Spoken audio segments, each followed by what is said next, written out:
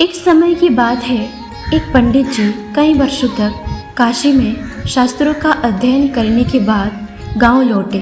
पूरे गांव में शोहरत हुई कि काशी से शिक्षित होकर आए हैं और धर्म से जुड़े किसी भी पहेली को सुलझा सकते हैं। शोहरत सुनकर एक किसान उनके पास आया और उसने पूछ लिया, पंडित जी आप हमें ये बताइए कि पाप का गुरु कौन है?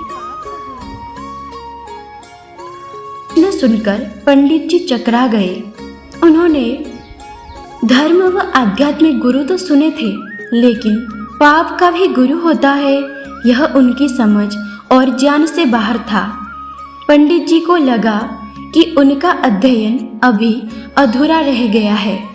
वह फिर काशी लौटे, अनेक गुरुओं से मिले, लेकिन उन्हें किसान के सवाल का जवाब नहीं मिला।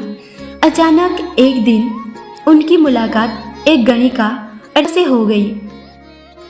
पंडित जी क्या हुआ, आप इतने परेशान क्यों हैं?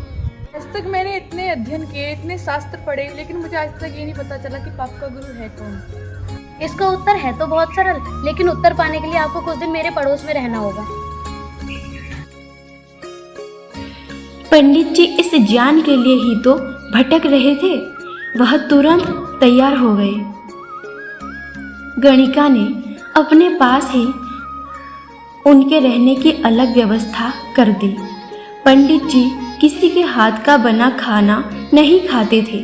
अपने नियम, आचार और धर्म परंपरा के कट्टर अनुयायी थे। गणिका के घर में रहकर अपने हाथ से खाना बनाते खाते कुछ दिन तो बड़े आराम से बीते, लेकिन सवाल का जवाब अभी नहीं मिला।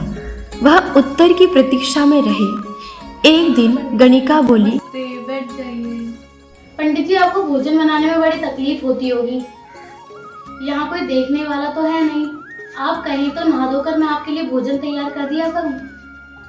यदि आप मुझे इस सेवा का मौका दे तो मैं 5 स्वर्ण मुद्राएं प्रतिदिन आपको दूंगी। स्वर्ण मुद्रा का नाम सुनकर पंडित जी विचारने लगे। पका पकाया भोजन और साथ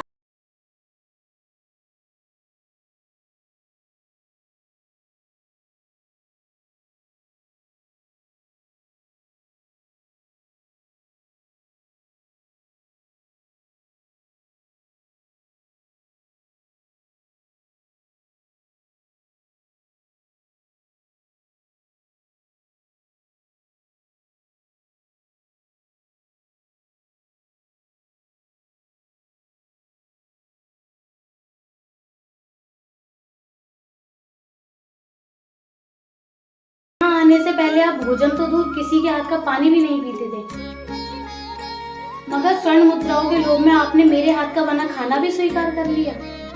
पंडित जी यह लोभ ही पाप का गुरु है। मत कर माया को अहंकार, मत कर काया को